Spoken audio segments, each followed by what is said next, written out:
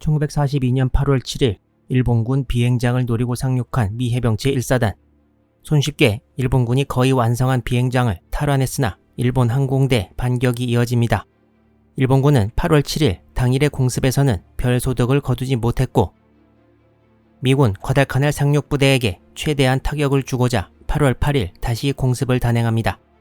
미 함대의 어뢰를 명중시키기 위해 해면에서 5m 정도의 초저공 비행으로 다가와서 미군의 엄청난 대공포화 속에서 공격을 단행하지만 뇌격기 23기 중 5기밖에 못 돌아오는 큰 피해를 보고맙니다. 이제 항공대의 뒤를 이어 수상한 부대가 미군 상륙부대를 공격하기 위해 나서게 됩니다. 미카와 중장이 지휘하는 제8함대 함정 8척이 8월 7일부터 라바우를 출발해 남하합니다. 1942년 8월 8일 부겐빌섬 남단까지 이른 일본 함대는 과달카날 쪽으로 정찰기를 띄우는데요. 과달카날 미군 함대 확인과 함께 어딘가에 있을 미국 항공모함을 찾기 위한 것이었지만 미 항모들은 찾지 못하고 8월 8일 밤 과달카날로 야간 기습을 감행하기로 합니다. 이때가 8월 8일 정오경이었습니다. 이후 일본 함대는 공습을 마치고 돌아오는 뇌격기들을 만났는데요. 뇌격기들은 일본 함대를 보고 날개를 흔들어 선전을 기원했다고 합니다. 과달카날과 툴라기 인근 해역에 정박하고 있던 미군 함대와 수송선단에 상륙 당일인 1942년 8월 7일과 8월 8일에 걸쳐 일본군의 2차례 공습이 행해진 이후 미 항모부대를 지휘하던 플래처 제독은 조만간 일본군이 미 항모들을 발견할 것이고 그렇게 되면 큰 위험에 빠지게 될 항공모함들을 보호하기 위해 항모부대 철수를 명령합니다. 하지만 하역 작업이 예상보다 더디게 진행돼서 수송선단들은 위험에 빠지게 되었는데요. 여기에 더 안 좋은 소식이 미군 함대에 도달합니다.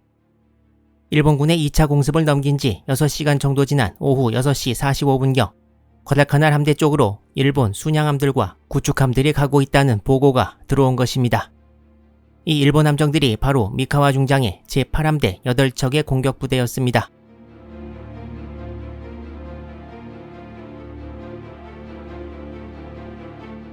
연합군 측에서 일본 함대를 목격한 것은 부겐빌섬 근처를 비행하고 있던 미른만 기지에서 출발한 호주 허드슨 정찰기였습니다. 이 정찰기들이 일본 함대를 목격한 것은 8월 8일 오전 10시경이었는데요. 이 정보가 과달카날 미군 함대에 전달된 것은 아까 말씀드렸듯이 많은 시간이 지나서였습니다. 이것이 호주군 정찰기 때문인지 미군 기지에서 일을 잘못해서 그런지에 대해서는 확실히 밝혀진 바는 없습니다. 하여튼 과달카날의 미군이 이 정보를 받고 송신 시각이 오전 10시라는 것을 확인한 순간 언제라도 들이닥칠지 모르는 일본 함대에 대해 빨리 대비책을 세워야 했습니다. 미군은 과달카날 상륙부대 지휘관 리치먼드 터너 소장을 중심으로 함정들을 지키기 위한 미 해군 수상함들의 전투 배치를 서두릅니다. 미군은 일본 함대가 솔로몬 제도 가운데를 따라 남하하는 것을 다시 발견하지는 못했습니다. 일본 함대는 계속 남하해 오후 4시경에는 피탄 시 피해를 줄이기 위해 필요 없는 가연 물질 등을 바다에 버리는 등 준비에 만전을 기합니다. 오후 4시 40분에는 기암 초카이에서 각함에 일본 해군의 전통인 야전에 돌입함을 알리고 각함의 병사들에게 이번 해전에서 전력을 다해 싸울 것을 명령했습니다.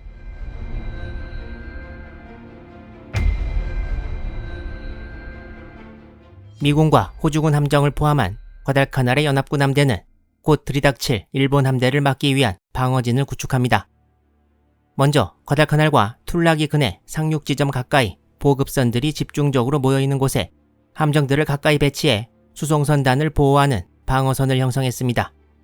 사보섬과 과달카날 사이에는 2300톤급 구축함 블루가 배치되어 정해진 루트를 따라 항해하면서 일본 함대를 발견하는 역할을 맡았습니다.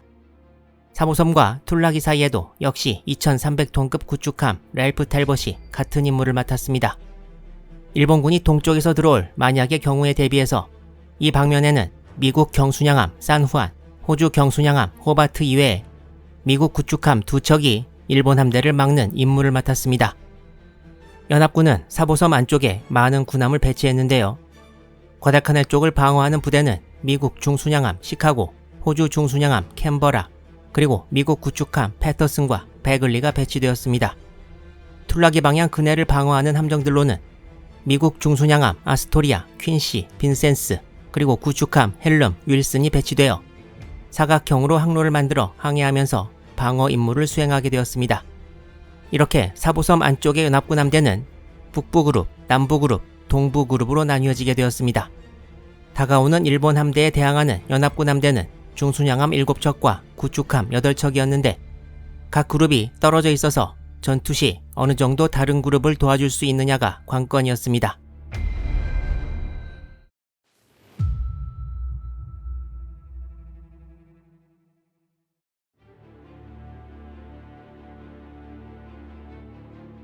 일본 함대는 사보섬 근해에 접근했고 선두에는 기암 초카이, 이어서 순서대로 아오바, 카코, 키누가사, 후루타카, 그 뒤를 이어 텔류, 유바리, 유나기가 일렬 종대로 사보섬을 향해 다가왔습니다. 일본 함대가 사보섬을 향해 다가왔을 때 아까 지도에서 보셨듯이 사보섬 아래쪽 앞에서 경계활동을 펼치고 있던 구축함 블루를 목격합니다. 만약 블루에 일본 함대가 목격된다면 야간 기습은 완전히 물 건너가는 건데요. 일본 함대는 블루를 피해 원래 항로인 남동 방향이 아니라 북동 방향으로 항로를 바꾸고 블루가 일본 함대를 발견했다는 낌새만 보이면 집중 포화를 퍼부을 생각을 하고 있었지만 일본으로서는 다행스럽게도 블루는 유유히 일본 함대로부터 멀어져 갔습니다. 이때가 1942년 8월 9일 오전 0시 58분경이었습니다. 일본 함대는 다시 원래 항로로 돌아와 사보섬을 남쪽에서 통과하려고 시도하게 됩니다. 구축함 블루가 일본 함대를 발견하지 못한 것은 일본으로서는 큰 행운이었습니다. 그렇다면 최전방의 미 구축함 블루는 왜 일본 함대를 놓쳤을까요? 연합군 함대는 구축함 블루와 랄프 탈벗을 각각 사보섬 왼쪽과 오른쪽에 배치했습니다. 이 지도에 나와 있는 화살표대로라면 두 배가 항상 같은 방향으로 움직여서 서로 거리가 너무 떨어지지 않게 해야 하는데 실상은 그렇지 않았습니다. 1942년 8월 8일 밤에 두 배는 서로 반대 방향으로 움직여서 어떤 시점에는 두 배 간의 간격이 너무 가까워졌다가 반대편으로 움직일 때에는 서로 간의 간격이 너무 멀어져서 일본 함대가 들어올 때 가운데 큰 구멍이 나버리는 상황이 되어버렸습니다. 1942년 8월 8일 밤에도 구축함 블루가 가까운 거리에 있는 일본 함대를 알아채지 못하고 반대쪽으로 가는 사이 랄프 탈벗도 일본 함대로부터 멀어졌기 때문에 일본 함대는 유유히 사보섬 남단 쪽으로 진입할 수 있었던 것입니다.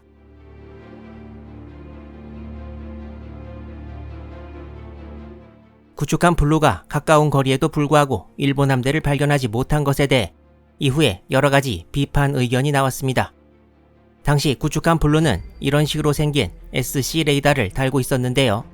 이 레이더에서 적함을 탐지하면 이런 식으로 선이 솟아오르게 되어 있고 거리도 파악이 가능합니다. 진주만 기습 때도 몰려오는 일본기들이 레이더에 솟아오른 선으로 나타나기도 했습니다. 하지만 이 SC 레이더의 단점은 함정뿐만 아니라 항공기 혹은 섬들도 직선으로 나타나서 경험이 별로 없는 병사가 이 레이더를 다루면 제대로 판독하기 어렵다는 단점이 있었습니다. 일본은 레이더가 없던 대신에 품질이 뛰어난 함정용 대형 쌍안경을 보유하고 있었는데요. 이 쌍안경의 렌즈 성능도 뛰어났고 무엇보다 이 쌍안경을 사용하는 견시들도 시력이 좋은 수병들을 골라 어두운 곳에서 함정들을 분간하는 데 집중 훈련을 시켜 적어도 전쟁 초반에는 야간 전투에서 미군 레이더보다 더 뛰어난 성과를 보여주기도 했습니다. 이때 과다카날 인근해상은 안개가 많이 끼고 달빛도 전혀 비치지 않았다고 하는데요. 일본 함대에서 쌍안경으로 7에서 8km 밖에 있는 구축함 블루를 목격한 것과는 달리 블루는 레이더까지 가지고도 일본 함대를 찾아내는데 실패한 셈입니다. 전후 미국의 전쟁사학자 등은 사보섬 해전에서 블루의 경계 실패에 대해 도저히 설명할 수도 없고 변명도 불가능한 것이라고 맹비난했습니다. 또한 이때 기록에 의하면 초카이의 함장 하야카와 미키오는 초카이에 동승했던 미카와 중장에게 미군이 배에서 잠든 것 같다고 말했다는 기록이 있습니다. 전후 미 해군에 의해 출간된 사보섬 해전 분석에서도 블루와 랄프 탈벗의 레이더를 이용한 경계가 완전히 부적절하게 진행되었다고 언급했습니다. 경계에 실패한 부대의 운명은 과연 어떻게 될까요?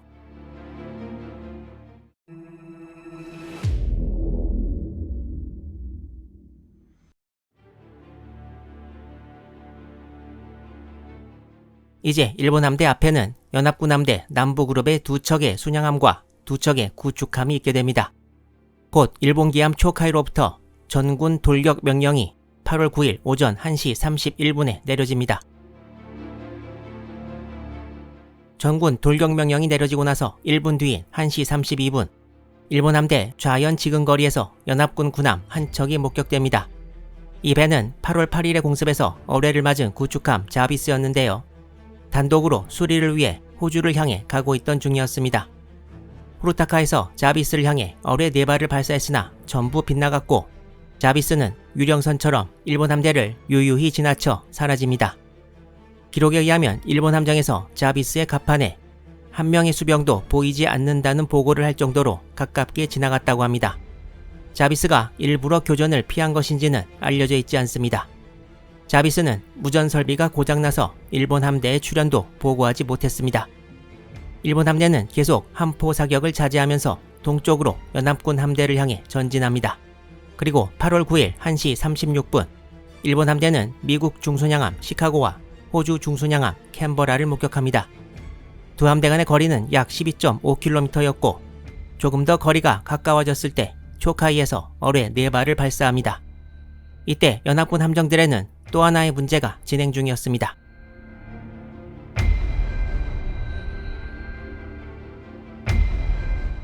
과다카날과 툴라기 상륙작전에서 전체 함정들의 지휘관은 리치먼드 터너 소장이었습니다. 남부그룹의 지휘관은 영국 해군의 베테랑 빅터 크러즐리 소장이었고, 북부그룹의 지휘관은 중순양함 빈센스를 기함으로 하는 프레데릭 리프콜 대령이었습니다. 따라서 방어부대의 지휘권의 순서는 1순위가 터너 제독이고 2순위가 크러즐리 제독, 두 사람이 전부 없으면 리프콜 대령이 수송선단 방어부대를 지휘하게 되는 건데요. 8월 8일 밤 10시 55분, 터너 제독이 크러즐리 제독을 자신의 기함으로 소환합니다. 과다카날에 있던 밴더그리프트 사단장도 같이 불러 작전 계획을 논의하는 자리였는데요. 크러즐리 제독은 자신의 기함인 중순양함 오스트레일리아를 타고 터너 제독을 만나러 갑니다. 크러즐리 제독은 후방으로 기함을 빼면서 리프콜 대령에게 자신과 기함이 남부그룹으로 돌아올 때까지 지휘를 맡으라고 전달했어야 하는데요. 이를 자신이 직접 전달하지 않고 영국 해군의 관례처럼 전체 지휘관인 터너 제독이 알아서 전달했겠지라고 생각했습니다. 터너 제독은 크러즐리가 자리를 비운다는 것을 리프콜에게 얘기하지 않았고, 리프콜 대령은 자신에게 방어 함대의 지휘권이 넘어왔다는 것을 모르고 있었습니다. 크러즐리 제독은 회의를 끝내고 8월 9일 01시 30분에 기함으로 돌아옵니다. 크러즐리 제독은 시계가 불량한 밤에 기함을 몰고 돌아가느니 새벽이 될 때까지 후방에서 머물다가 날이 밝으면 남부 그룹으로 복귀하기로 합니다. 이때까지만 해도 후방에서 일본 함대의 공격 조짐은 전혀 알 수 없었습니다.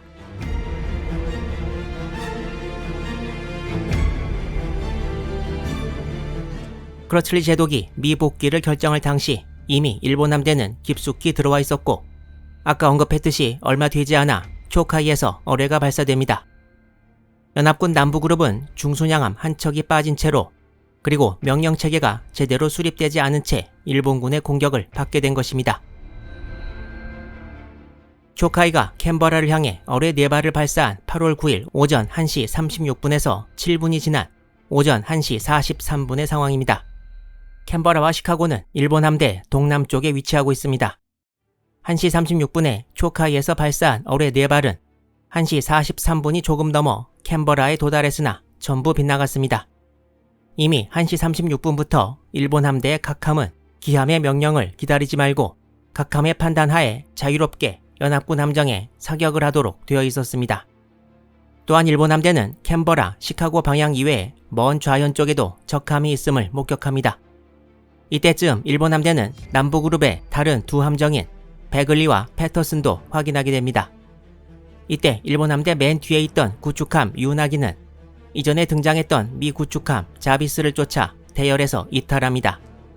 일본군은 이제 연합군 함대가 2개로 나뉘어져 있다는 사실을 알았고, 두 부대가 합치기 전에 각계 격파해야 된다는 사실도 알게 되었습니다. 초카이에서 발사한 어뢰가 빗나간 오전 1시 43분, 미국 구축함 패터슨에서 전방 약 4.5km 지점에 있는 검은 물체를 목격합니다. 이 물체는 일본 순양함 후루타카였고 패터슨은 경보를 발령하고 바로 좌현으로 선회해 우현 쪽 어뢰를 발사할 채비를 하면서 함포 사격을 시작합니다. 후루타카는 바로 어뢰 한 발을 패터슨으로 발사하나 빗나갑니다. 이때 패터슨의 같은 급의 자매함 베글리도 일본군 함대를 발견해 경보를 울립니다. 곧이어 이전에 일본 순양함에서 발진한 수상기들이 조명탄을 연합군 함대 위에 터뜨렸습니다. 일본 측 기록에 의하면 4개의 조명탄이 약 4분 동안 연합군 함대를 밝혔다고 기록하고 있고요. 이 기회를 놓치지 않고 초카이에서 캔버라에 8인치포 집중 사격을 가해 1시 48분까지 최소 24발의 포탄이 캔버라에 명중합니다. 정찰 실패와 지휘 계통의 혼란을 안고 전투를 시작한 연합군 함대. 야전이 주특기인 일본 함대를 만나 과연 잘 싸울 수 있을까요?